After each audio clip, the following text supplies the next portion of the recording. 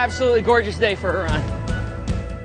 It's a long run for a very good cause. My name is Jamie Summerlin, and I'm running across America in support of our wounded veterans who are returning home now. A former Marine, Summerlin is running cross-country to raise awareness and money for the Wounded Warrior Project, a nonprofit that supports veterans.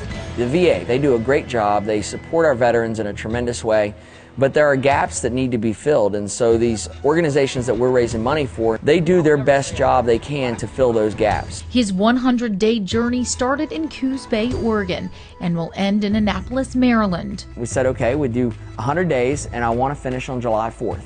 That was, to me, the perfect day to finish on. It symbolized our freedoms, you know, and the men and women that I was doing this for. He covers an average of 34 miles a day in 6 to 8 hours of running.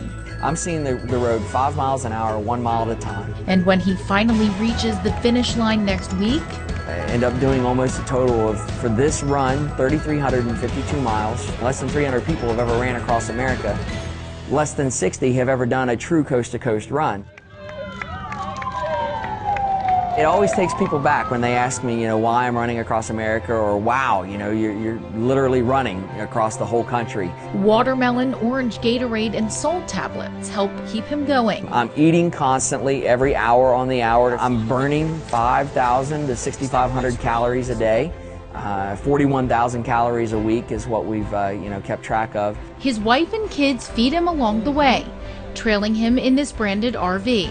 We bought this ourselves just before we started the trip. It's been a true joy for us to be able to spread the word every way we can, and this has enabled us to do it. But it hasn't always been a smooth ride, from the occasional detour. Well, hold on. That's good speed. Johnson Hollow. Just double checking. To extreme conditions. The first 5 days I hit every possible weather pattern you can imagine. It went from 80 degrees the first day from the ocean, to pouring the rain down, to on day 5 I saw the snow coming in. I couldn't see a quarter mile in front of me because of the snow that was coming down. Crossing the Midwest, he endured nearly 100-degree heat. When the Daily caught up with him this week, he had reached his hometown of Morgantown, West Virginia. By his side, Jessica Lynch, the Iraq War veteran who was wounded and captured in an ambush in 2003 and successfully rescued. Supporting the troops doesn't necessarily just mean that you stand behind them and you're yay troops, yay. It goes a lot further than that. We're going to need that support and that help 50, 60 years from now when we're, still having the nightmares and the problems. This is 100 days of temporary pain. The men and women I'm doing this for, they're going to suffer their injuries the rest of their lives. They're going to be without those limbs. They're going to, suffer those mental scars. Summerlin stops to speak to supporters in every state.